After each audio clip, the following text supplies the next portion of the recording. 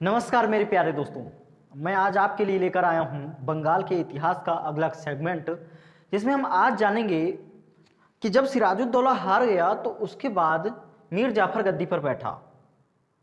सिराजुद्दौला ने प्लासी की लड़ाई में एक महत्वपूर्ण रोल निभाया था, लेकिन वो भाग गया था युद्ध से, पालकी में बैठकर भाग गया था। प्लासी का युद्ध भागीरथी नदी के किनारे लड़ा गया था, आज के नादिया जिले में, जो कि पश्चिम बंगाल में पड़ता है। और ऐसे प्रसिद्ध युद्ध से अंग्रेजों को एक मौका मिला कि वो भारत में अपने साम्राज्य को स्थापित कर सकें। यह अंग्रेजों के कदम का प्रारंभ था। इस युद्ध ने अंग्रेजों को यह बता दिया था कि आप बंगाल के नवाब से ऊपर जा सकते हैं, और इसके बाद अगला युद्ध आएगा जिससे अंग्रेजों की सत्ता स्थापित हो जाएगी। तो आज हम बक्सर के युद्ध के बारे में भी बातचीत करेंगे और इसके साथ साथ हम मीर कासिम के विषय में भी बातचीत करेंगे। तो आइए देखते हैं मीर जाफर के विषय में। ये जो मीर जाफर था, हमें पता था कि मीर जाफर ने बेईमानी की थी, विश्वासघात किया था सिराजुद्दौला के साथ। इसके साथ ही इसका दीवान था दुर्लभ राय, उसने भी विश्वासघात किया था।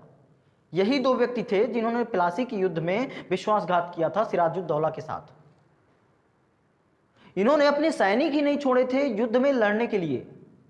इनके साथ लगे हुए सैनिक खड़े थे चुपचाप, और जब सिराज को ऐसा लगा कि ये हमारे साथ युद्ध नहीं करने वाले हैं, तो युद्ध छोड़कर भाग गया।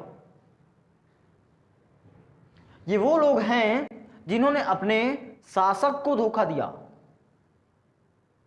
यहां से सीख मिलती है हमें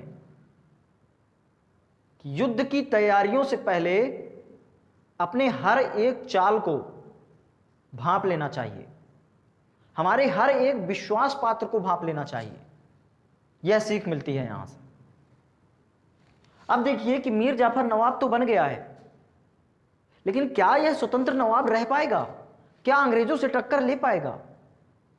यह बस अंग्रेजों के हाथ की कठपुतली बनकर रहेगा।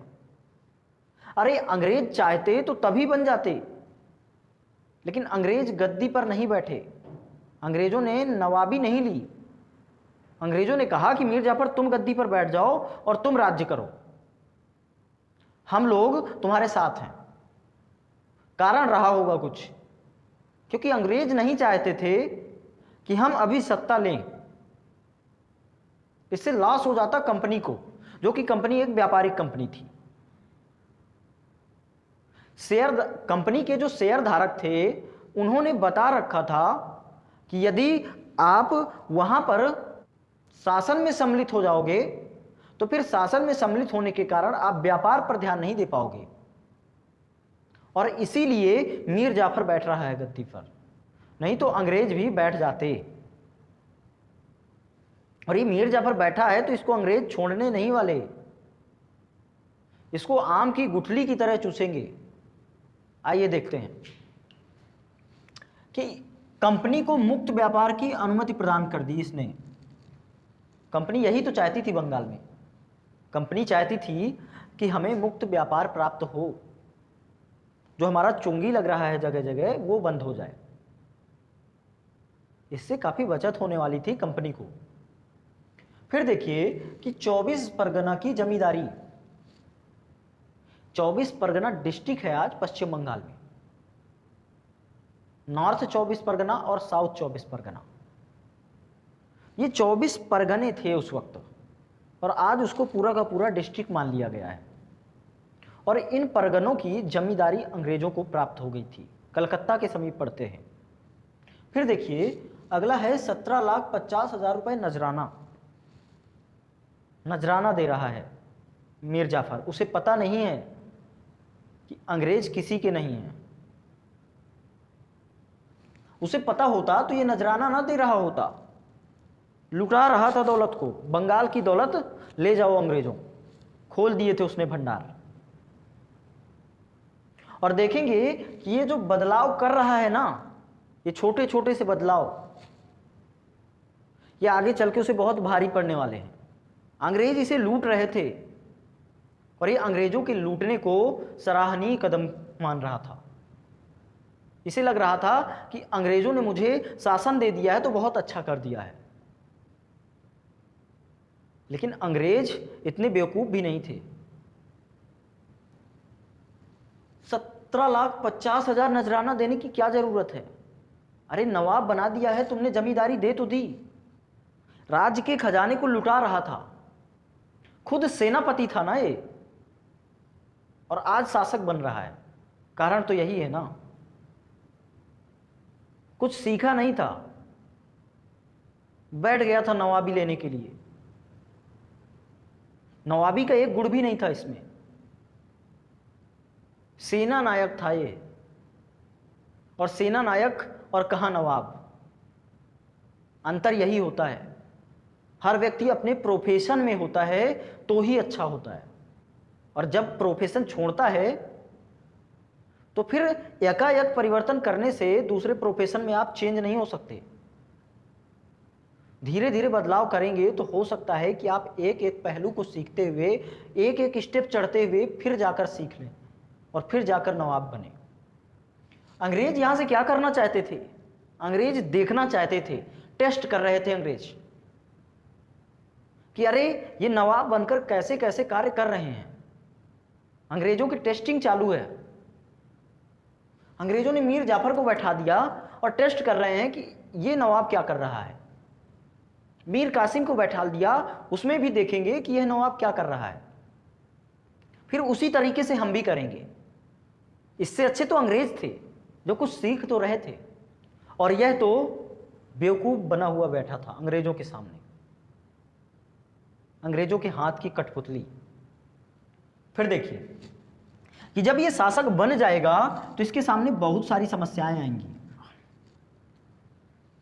इसने सिराजुद्दौला को धोखा दिया था, और सिराजुद्दौला के चाहने वाले बहुत थे।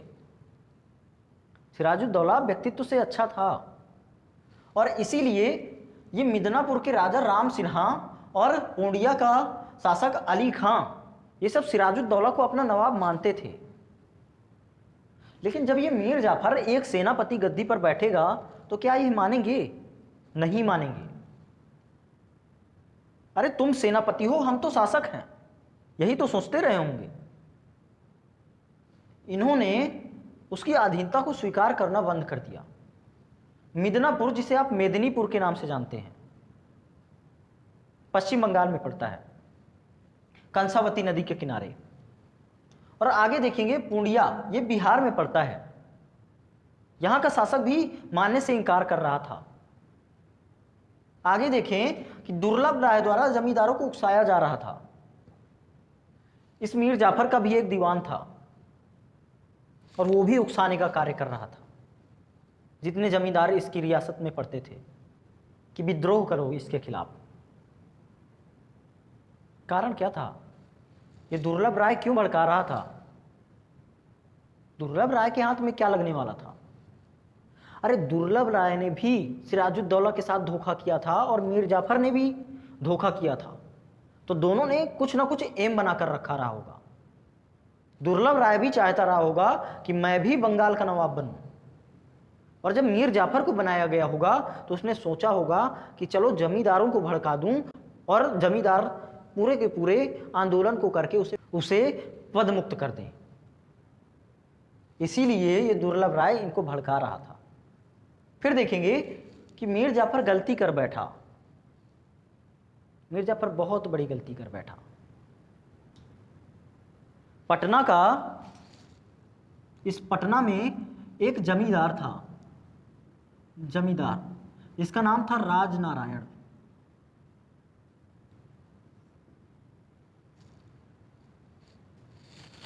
और राजनारायण की हत्या करवा दी मीर जाफर ने। ये पटना में था, इसका बहुत वर्चस्व था, और ये पटना को संभाले हुए था मीर जाफर के अंतर्गत।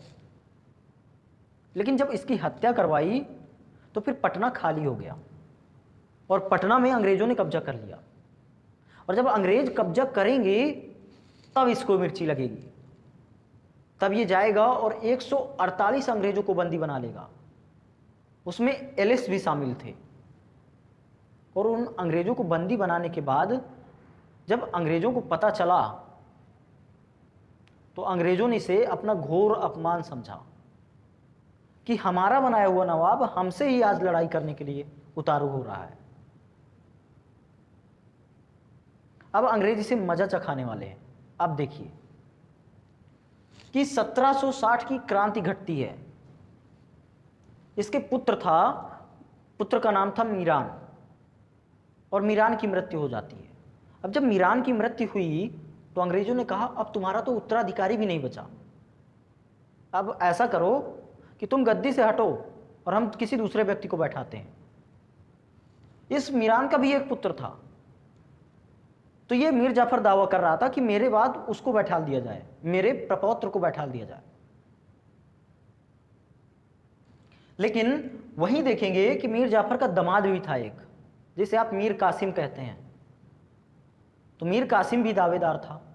अब जब दोनों ही व्यक्ति दावेदार हो जाएंगे, मीरान का पुत्र हो गया और मीर कासिम हो गया, तो अंग्रेज लोग मीर कासिम का साथ देते हैं। वानसीटार्ट नाम का अंग्रेज था और उसने समर्थन दिया था मीर कासिम को कि हम मीर कासिम को बनाएंगे, तुम तो हमारी बात मानने से रहे तो हम तुम्हारी बात क्यों माने। तो उन्होंने मीर कासिम को बनाया। और फिर देखिए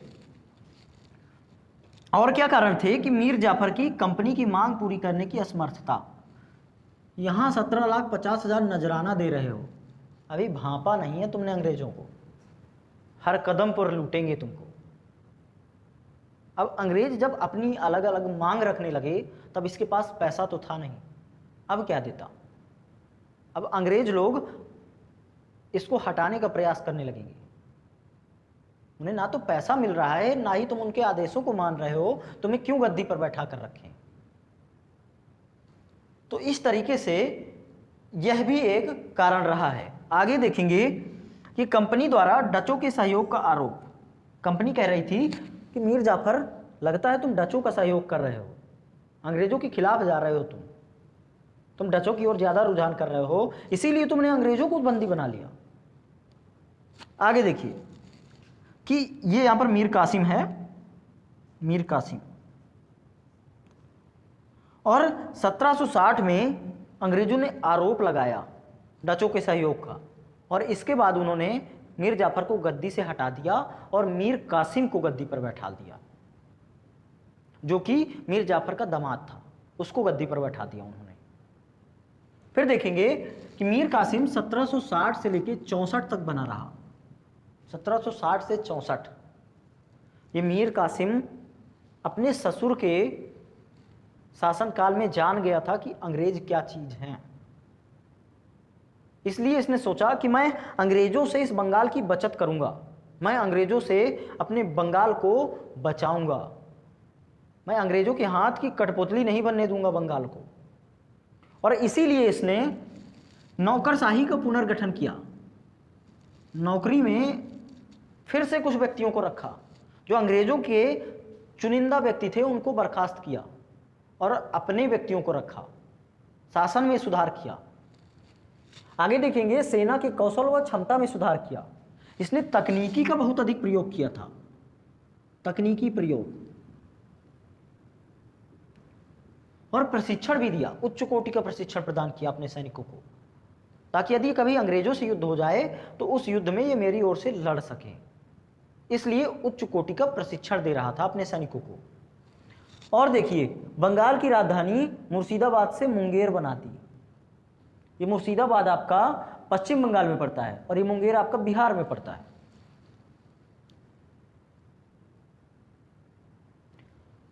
अंग्रेजों से दूरी भी बनाकर रखना चाहता था कि यहां मेरी जद में है अंग्रेज, या मैं अंग्रेजों की जद में हूं,